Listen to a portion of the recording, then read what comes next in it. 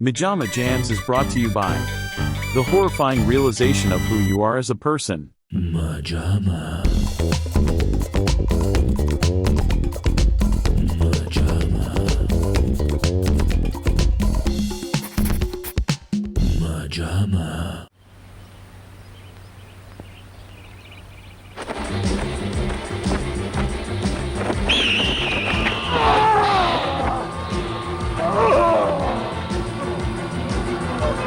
Welcome back, everyone, to MaJaMa Jams, a show where we discuss other people's work to avoid doing our own. And at the top of the hour here, I'm going to beg you, click like, click subscribe if you haven't done so already, and drop a comment. Because, to speak to you truthfully, we're drowning. YouTube, I think, is suppressing us because we like to talk about pee-pees and wee-wees and boob-boobs and other things like that. Views have been low, but you know who can change it? No one. We're going to die here. Do it anyway. Click it. We love you guys. Welcome back to the couch. And today, recently we had a reprieve with the excellent cult gem Brain Damage. But today we are back in what Matthew forces us to do, which is tell Mateo to pick out the worst of the worst. He puts it on the screen, and we sit here annoyed, acting like we didn't inflict this upon ourselves. Today's entry, Birds of Prey, which is both not the movie about Harley Quinn and also not a movie about birds in a moment of quiet reflection with their god. It is actually a 1987, looks like 1963. Rene Cardona Jr., who also unleashed Tintoret upon us.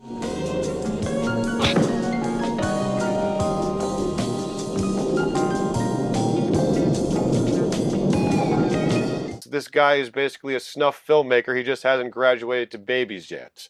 But if you told Rene Cardona Jr. to direct Daddy Daycare, he'd probably be blowing babies' brains out just for the sake of it.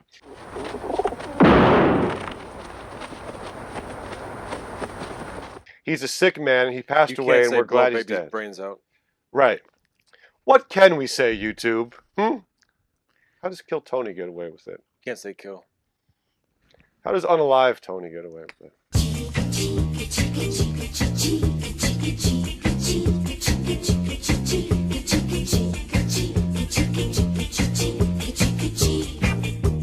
So, what is this movie about? Let's go to our synopsis. Yes. Where is it? Magic. After a series of images that could only be defined as postcards from South America, Vanessa, a young television reporter, is covering a story about a farmer attacked by his chickens. But she soon discovers that this is not an isolated incident. Traveling to Spain with her cameraman and boyfriend Peter, the two discover the survivors of a town wiped out by the birds 30 years ago. In the meantime, the birds attack a child's birthday party, they devour a poultry farmer and his wife, and some horny people on a beach. Vanessa and Peter come to the conclusion that the birds are organizing themselves against the ecological ravages of man, and they decide to bore them to death. So, birds have done this before? 30 years ago. It has been said at a certain point in the movie. There was a town that was attacked about 30 years ago. I know two of the survivors. I am sure even you would be horrified by the stories they can tell you. So what we realize today is the infamous James Wynn of the Birdemic trilogy is an utter hack and has ripped off the idea of birds taking ecological revenge from this movie completely. This is also the scene at the end of Home Alone 2 where the pigeons attack Harry and Marv.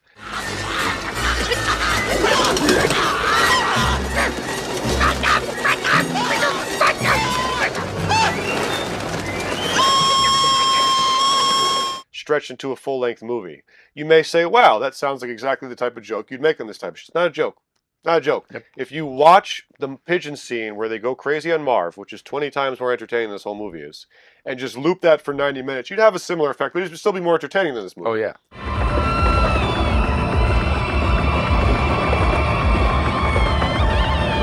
So, Matthew, ye of the disgust, albeit the one forcing this upon us, why don't you break down some of your feelings on this?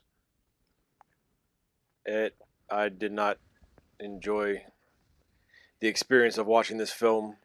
And now, ladies and gentlemen, just what you've been waiting for, brought to you directly from everywhere, birds! Okay, this movie was marketed back in Italy as The Birds 2, as a sequel to Alfred Hitchcock's Psycho. No, The Birds. You see, it's also a ripoff because Wynn put Tippi Hedren on the screen and then Yes. put her as top billing in Birdemic. He's a hack. Yes. He ripped this whole movie up. But it came out, is known as Birds of Prey, Beaks, or Better. Birds 2, The Fear. That's how it was marketed in Italy. And the funny thing is that I don't know if I can find it. I had the VHS in Italian. And for some reason that I don't remember if it was like that also on the copy we had on television, but I don't think so. There are the Italian credits, then they end, and then the coda of the original credits start.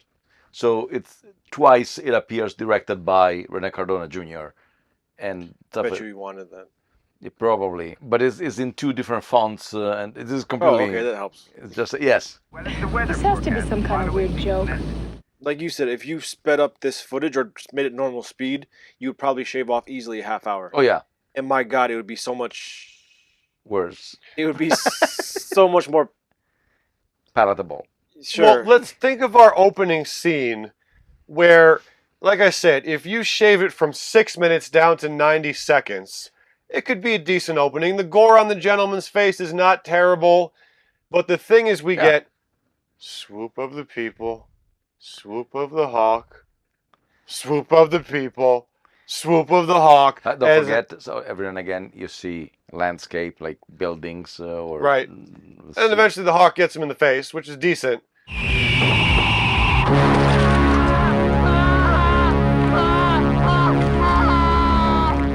But it sets the tone for what is going to be. with the music is not matching, Whoa, whoa, and whoa, yeah, there is nothing. whoa, whoa, whoa. Not in a single moment the music is actually matching the images on the screen.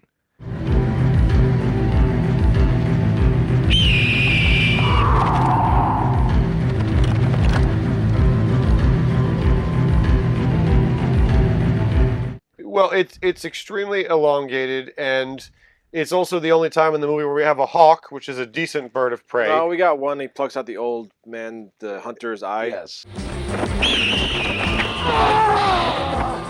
We are then going to switch to Shouldn't he have been like a bird hunter? Sure. Yeah.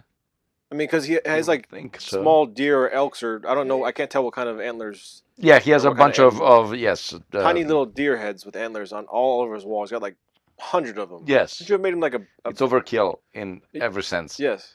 Like make him a aviation Yeah. hunter. Or the all guy different who types is of birds. shooting at the birds at the beginning. That they say he blinds himself. blindfold and guy. I mean, you That forgot guy. about him. No, that guy. Oh wait, no. No, Wait, who was that guy? It's the guy who was. Dude, we shooting. are introduced to so many characters that don't even play a part. Not yet, but- characters, not even characters. Tell them about the establishing text over the first 10 minutes. We have like six New different record, new places record. that pop up, Yes. and I get they're trying to And show none that of them is irrelevant. Yeah. to the story. half of it is our protagonist is a journalist and her cameraman, so we are following them throughout South America. Different. Yeah. Uh, It starts in Acapulco. I we think. get Yeah. as many for like a as, second for the credits. Yes. Dude, And then we halfway get through as the credits, many we have another establishing Yes. title that tells us we're in a new place. Like, what does that matter? Yes. within those opening 6 minutes. We get more establishing shots with names than the entire 3-hour run of Endgame. When we keep going to the different ones, and they say here, no joke. It is just the amount of times it cut to a establishing shot and then showed a new place with them just casually trotting around all these different places. I mean, they're trying to do the we're gonna tell three different stories. There's the hunter with the granddaughter who's having a birthday party that gets attacked. There's the family that are on vacation from New York, or they think they're in New York. They have no idea, but they They get go to a on the park that beach. resembles New York. Jimmy, you remember the park I told you about in New York? This is it, son. I used to play here when I was just a kid.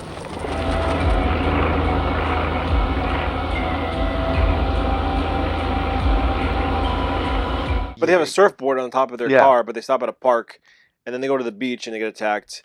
And then there's the poultry farmer who gets attacked by the birds. The Oh one yeah, that him he- too. Yeah. And then the journalist, but the journalist doesn't even talk to all these. Like you think, No, okay, the journalist. this is gonna be. She's the the glue that keeps together. No? The expository glue, yes.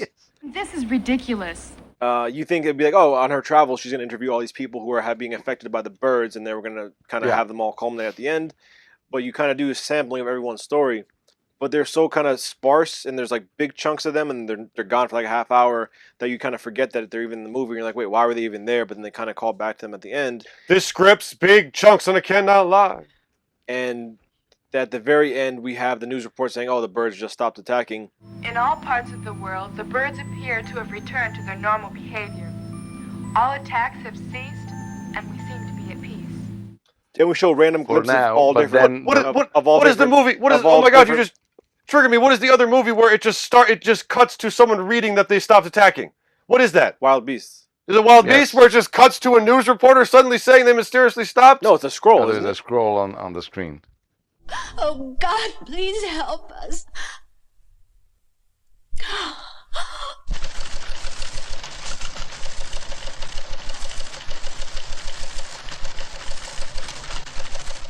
Synchronicity. But we see like the lady with the baby carriage that she's freaking out. Remember, she tries to Yeah. cover the baby up, so she's watching TV with her baby later on. So we do have these characters come back, but it's like, who cares? Yeah, because they're not characterized whatsoever, so you forget about them. They're not given a mission or something. At least, granted, I don't even want to make the comparison with Hitchcock, but at least he picked Tippi Hedren. He followed her, and it's kind of like her story with everything that's happening around. So at least you know who Well, in fairness, Renee followed the pigeons the whole movie. he does. Dude, it's pigeons. It's pigeons No, and I was going to say, doves. we get a hawk They- for they the say opening them- scene, and then it's just pigeon, pigeon, pigeon, pigeon. They pigeon. say them by name, where I'm like, all right, maybe just don't describe Yeah. what they are. It sounds worse when you're saying we're being attacked by pigeons and doves. The bodies of Arthur and Olivia Nielsen were found bloodied and mutilated. The victims of doves. The same white doves that have always been a universal symbol for peace. We now return to MaJaMa.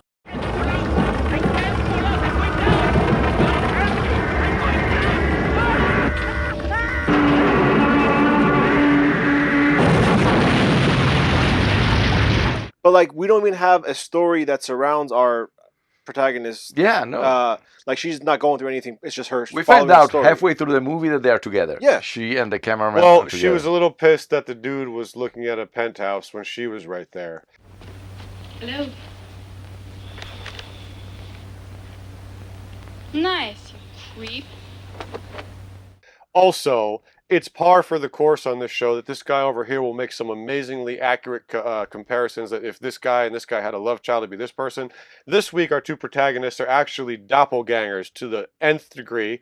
Our cameraman is Sean Baker, exactly, and Matthew came through at the end of the movie, and our protagonist is, I'm going to mess this up, but Cara Delevingne. Cara Delevingne. Thank you. That's her, exactly. It was driving me crazy the whole movie. They are doppelgangers of those two people. My God, what's happening?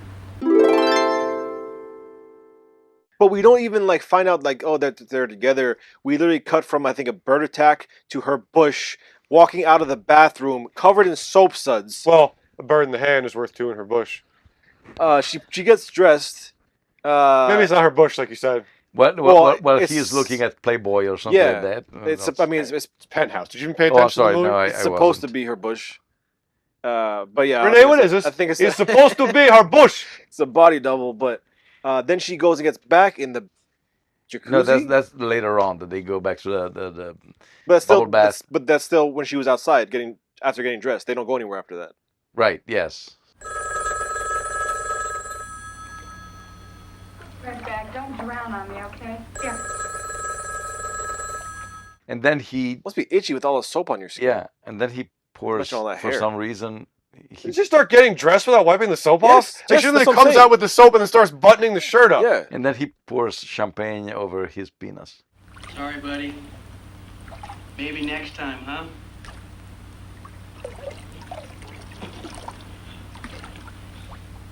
Yeah, he does Mike from the Room.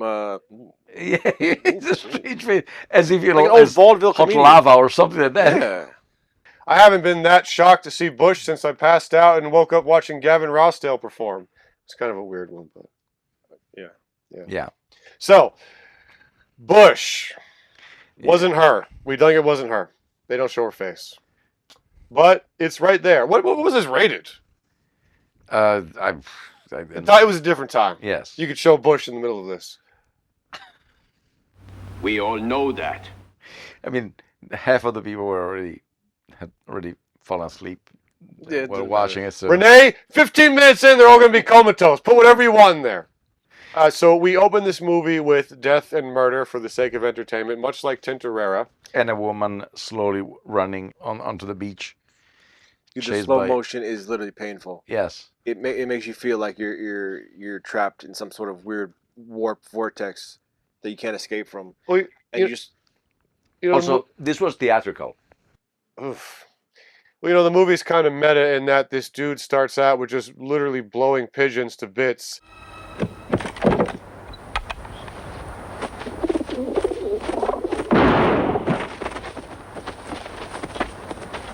And then the character, Sean Baker, asks him, Why did you do that?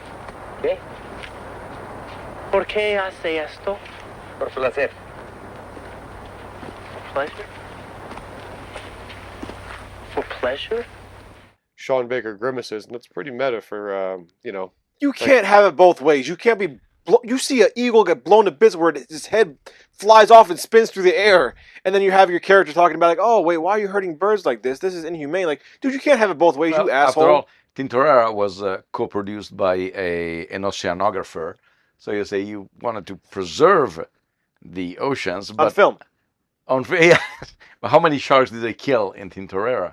Well, it is interesting, it's, again, like I said, the point you make, Matthew, we all eat, so you can't be too hypocritical. We have to eat. But there's a certain point where you're just like, you're drawing a clear line between our species and theirs by being like, we can murder them for the film. It doesn't matter. Yeah. I know a lot of people would struggle and be like, hey, who gives a shit? They're sharks or they're birds. But you're literally just seeing pigeons blown to bits for no other reason than we need the shot for the movie. So, hopefully Renee died painfully. Hopefully it was like an IV in him and it felt really weird and it was just a For long several reasons. How do you cut... I know it's 40 years ago. This is 1954. But how do you put this together and be like, yes, we're going with this. This is what was the script? What was the script?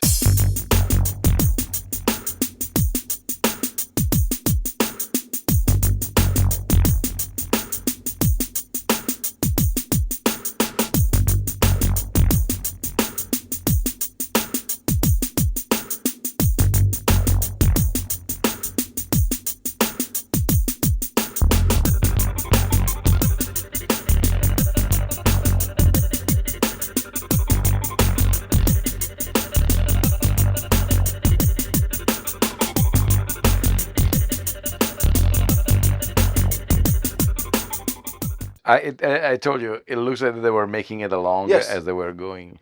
Because this movie is 2 years younger than Back to the Future. Imagine the rhythm, the pacing. Oh, that's crazy. And it's 8 years older than Jaws.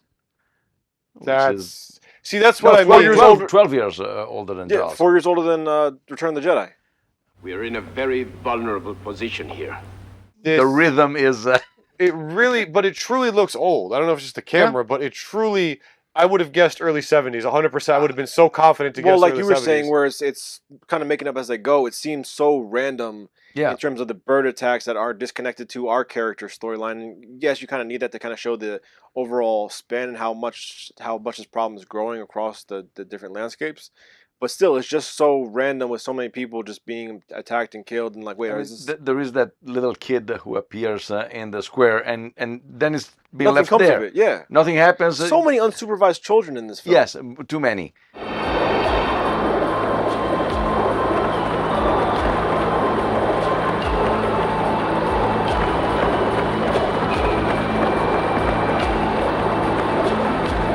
And also, you have nobody to care for. No. Usually in this movie, at least you try to... And again, if you put a kid, you say, oh, I'm rooting for the kid, but you don't give them nothing. So you're just like saying, okay. You didn't feel for the father who was agonized over losing his Jack to the wife's brother? No Jack. Where's the goddamn Jack?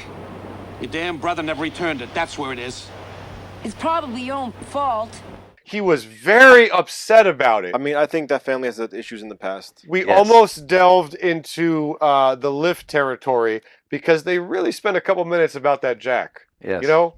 You know the kind of guy he is. He never returns anything. Christmas spirit. Remember last Christmas? Yes, okay.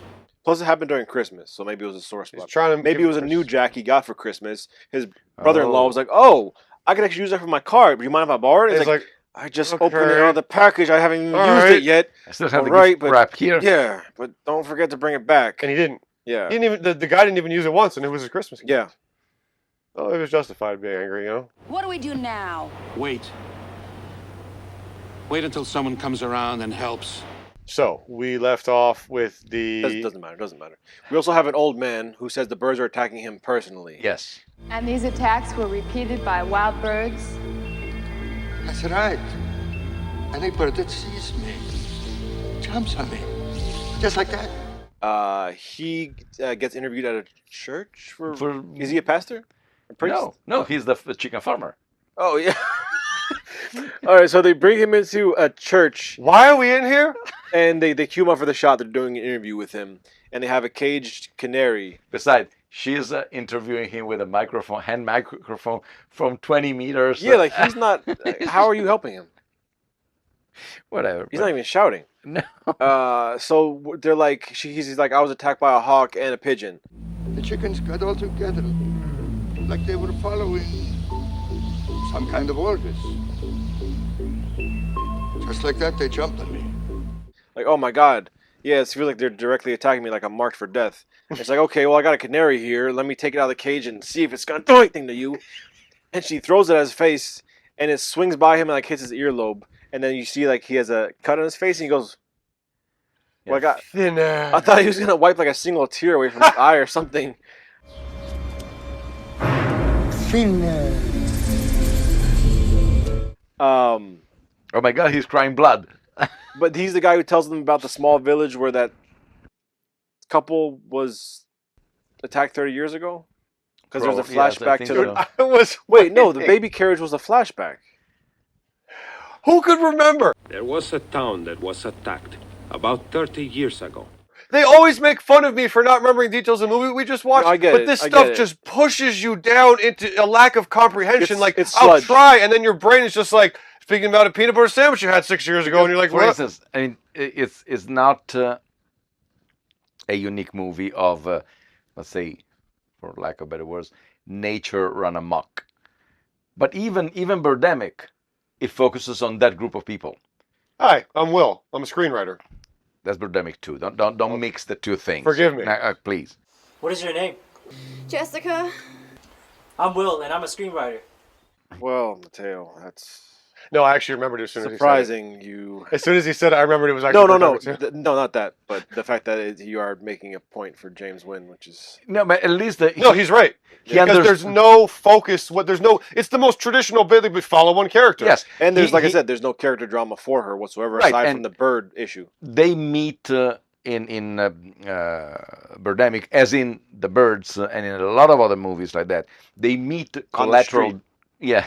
They meet collateral damages. They meet the people on the bus, on the double-decker bus, for instance. So those are just like the throwaway death scenes. This one, you don't know who the protagonist is. You cannot... For the good first 15 minutes, you're like, wait, who? Because you don't see her for a while. Because you're just like going around the world in 10 minutes.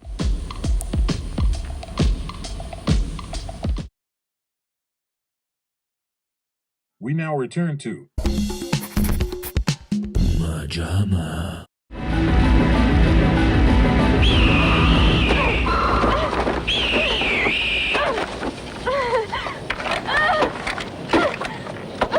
I think after we get after the parasailing, the hang glider, we meet the old man hunter guy. Yes. Who's getting his blood pressure checked, and apparently it's pretty good, so he's been doing a good job.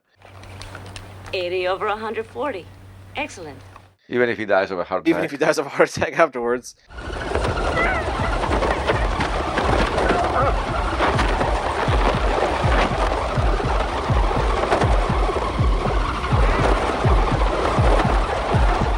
But he just walks out onto his patio, and an eagle just swoops by and plucks his eye out. Yes. and At which point, Free bird! The nurse was had already left in a second. And she's like, "Do you need anything else?" Like, "No, I'm good."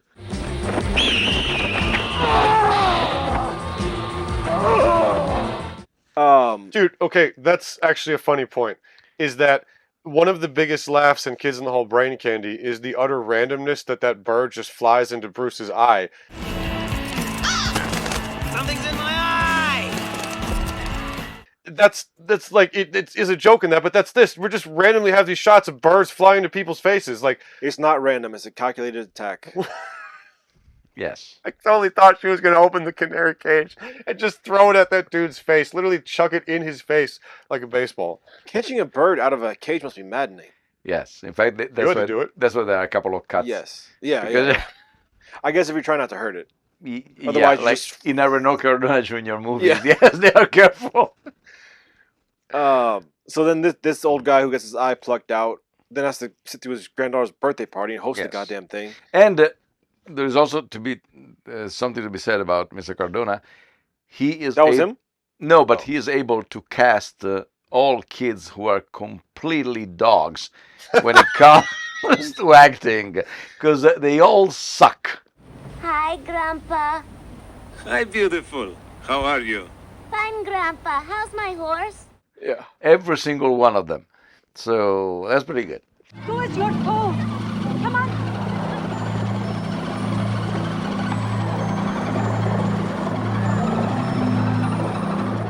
Hey, the kid running around over there. Get him on camera. Who is that? It's a homeless child, sir. Good. The one of the longest endings stretched out. I mean, it's hard to compare, but is the kid's birthday party when they're trying to get all the kids inside. Yes. And then there are all the kids outside. Yeah. And then they have the one little girl who goes outside to get a noisemaker, and the old man has to go out and save her, and then halfway through gets a heart attack. And like I get like even Home Alone 2, you have them covered in a lot of birds. Yes. So it looks like a big fluff of birds, and as ridiculous as it is, they're not sustaining injuries. They're just kind of scared, like what the hell is happening right now. But this is Daniel like, Stern sells that so beautifully. This is like 10 pigeons on you. Yeah. And you're like, oh my God, what do I do? What? And you're like trying to block. Like, no, grab them and throw them. Crush them in your hands. Their bodies are brittle. It's like crushing a styrofoam cup. Oh, you kill 10 pigeons in a minute. They can destroy a door with beaks. Yeah.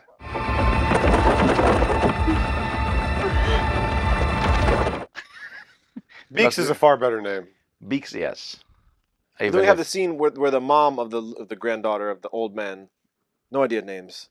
Yeah. They lock themselves into a study to hide out from the birds, and then the birds start coming in through the chimney, and she starts trying to light a fire desperately to get them out of there. But this whole time, there's like 20 birds in the room with them that somehow slipped through the chimney or the door, and like, why did they stop attacking? Yeah. Like, pick your shot, get the birds out and reshoot. Yeah. That's at least in Hitchcock, the birds, they stop attacking all at once they are outside, and there was the spoiler during an interview with François Truffaut. Hitchcock said that he tried, but they didn't do it because apparently it was too much for the budget. The idea was for them to leave the cabin where they were, arrive to San Francisco, and find the Golden Gate entirely covered with birds, which would have been cool actually as a scene. But apparently back then the technology or just like doing that, it would have been too. And then luckily by the time we get to the dark half, we can pull off such a thing. Yes. Rumor has it Hitchcock was watching the end of the dark half just furious, throwing his phone at the maid's head.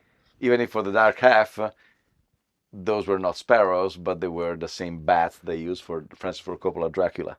At the very, very end, when we're getting very desperate and things weren't working, there was a company that had just done digital effects for Dracula, who had the program for all the bats flying around the bats, and was able to incorporate that into the bird shots. It was before they really knew how to do birds. They couldn't do the blur. They couldn't do, So I think they sort of look like garbage. They look worse than, I think, Hitchcock's birds in the birds. And those were just traveling mats. Anyway. Anyways, oh, and then they go on a train because they say, So what we need to do is concentrate the population. Our strength is in numbers. Yes, that could be. It's our best defense. So they try to evacuate the town. yes. So they, for some reason, they put a whole town on a train. But why would the birds not just follow them, or they fly? Yes, but the train goes chugga chugga, so it scares them. And then only once they're on the train, the reporter tells everybody what to do. Please, everyone, listen to me. Keep the windows closed. Draw the curtains and don't open them no matter what happens. She's taking up the mantle of like the security officer, where she's running. We have her run the entire length of the train, telling people, "Stay in your cabins to open the window. Stay in your cabin to open the window. Stay in your cabin to open the window." We cut to a whole other scene. They come back to her, and she's still walking the aisles. And apparently, there's a whole group of like punks on the train. Yes, from America too. Yeah. We all know that. So the birds, they stop for a second because there's goats or sheep stuck on the tracks or something. So what was... So Sean has to get outside and cut the fence so that the goats can escape and clear the tracks. But at this point, just plow through them, man. Yeah. All right, everyone, eyes up here. Today's the day of our epic Goat on the Tracks finale. I want everyone in the game today. For some reason, the driver of the train said, Can we just push them out of the way with the train? Too many of them. Sure. Yeah. And So ramping up the end of my script, the train conductor says, "That's too many goats to go on. Fire!" And then they detach. No, so the birds then enter once one it of the stops, car. with some of the punks open up the window, a few get in, and they close it. I'm like, okay, what's the okay? Yeah. But then while they're stopped, they start smashing through the windows. Yes, and so they detach one of the car, and then all of a sudden, Fidel Castro or whoever he was shows up with 2 grenades thrown into the train.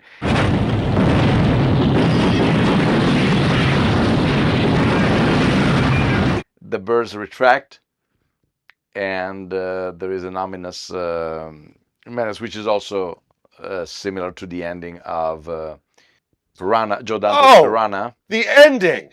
Yes. This Joe Dante's Piranha where Barbara Steele says that everything is fine. There's nothing left to fear.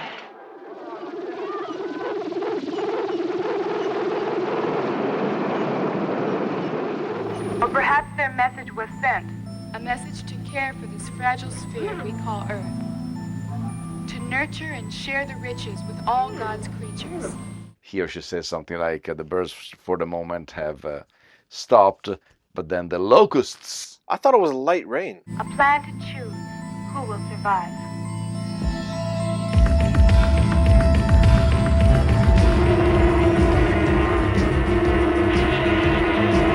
I just realized what this movie was lacking, which would have been perfect. That's a long... No, there's one thing that this movie was lacking. When I say it, you guys are going to have an aha moment of realizing what it was missing. Rob Schneider. That too, but at the end of this, a character should have went, yes. I once heard about a book. Once, someone told me they read in a book that we all lived on the earth together, that we were all brothers. The book was called the Bible, and it said that God created men and animals. And then someone pulls their mask off, and it's a giant muted pigeon. Dude, we literally end abruptly with the bird problem being solved, and then shots of locusts on the water, and then a slow crawl of a biblical verse. No. It looks like just a little pitter-patter of... It's just like it's like backward. They raindrops. throw sand into the water and it's filmed backwards, so it looks like that. Is that what it is? I'm pretty sure that is that. So wait, are the animals taking turns? Yeah, I guess that the animals they're going down. They were saying right now we do birds, then we jump to locusts. Locust, you're next. Then we come back in alphabetical order. We still start cows, deer, elks. And cows should be the first. Actually, no, chickens. Chickens would be. Chickens is what you should have done. I mean, as commentary and as a joke. Yes. Well, we have Chicken Park. We don't have Chicken Park. We don't have Chicken Park. You're right.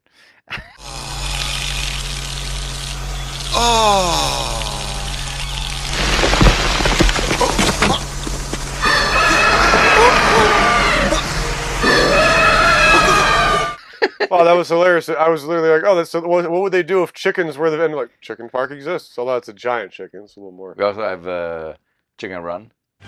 Full throttle! I was thinking that. Wait, they had a scene with chickens, but they don't. They say some guy was attacked by chickens. They say that the guy with the mustache who gets attached by the Tweety bird.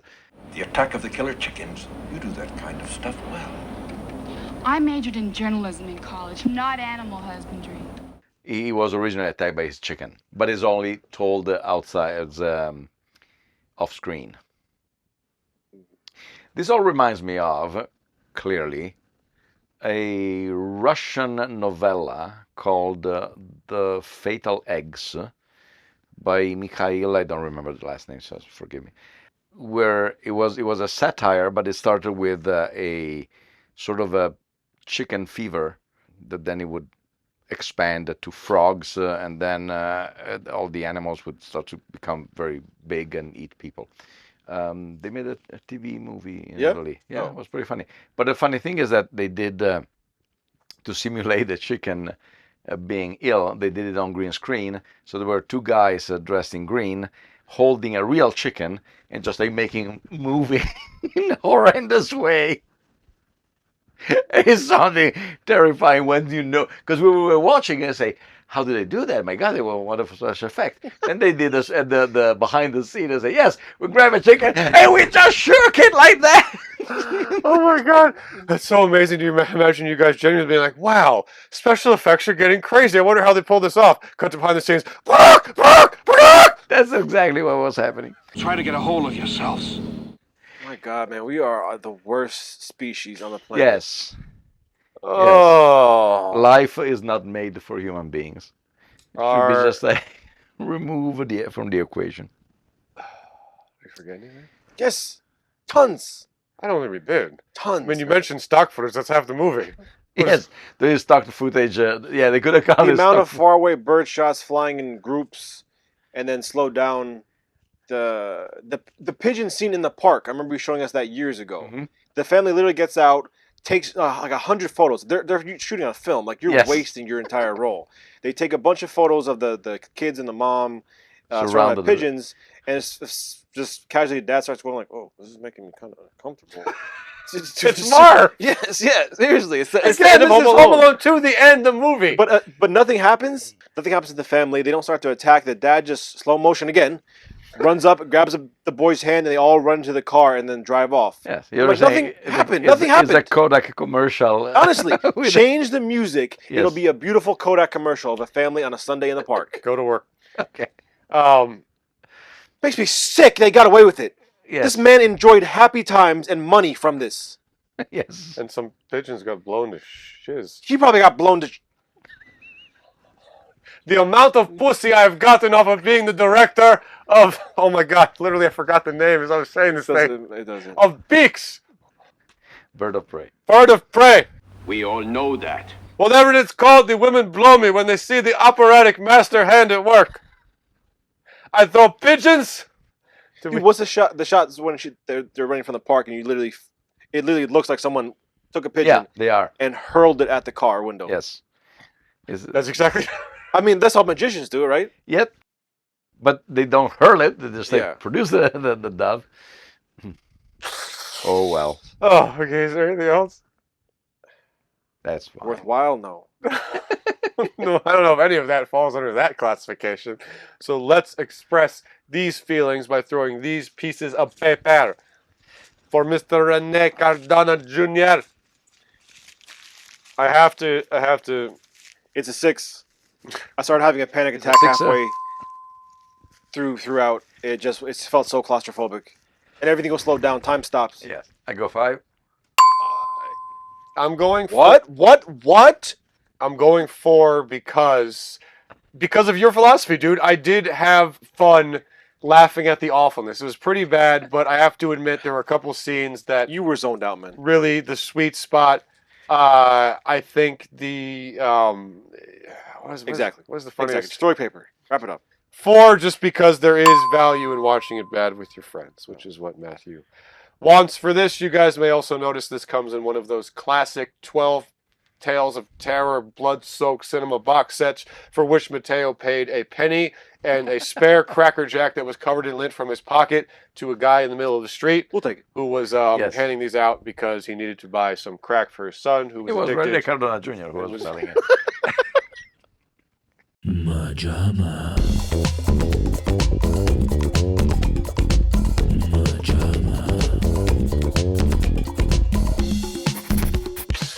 So, guys, if you didn't do so at the top of the hour, now that you've witnessed this stellar, amazing entertainment content, please leave a comment about what you think about Rene Cardona Jr. being dead.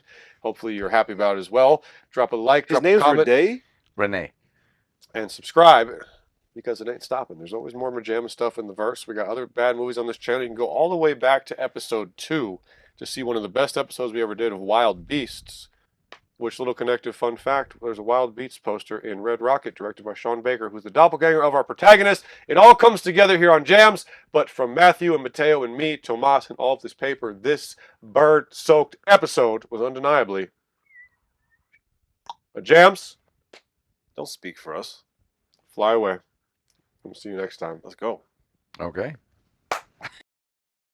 MaJaMa.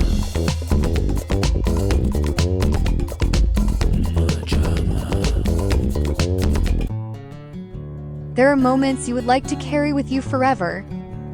Also, if you're a dipstick, you probably would like to snap the same photo over and over again in an ugly square filled with shit and feathers. We won't judge. So, take your camera, your ugly kids, and your sad wife and snap as many photos as you like, no matter how retarded the whole thing seems. We'll take care of the rest. Create a Kodak moron moment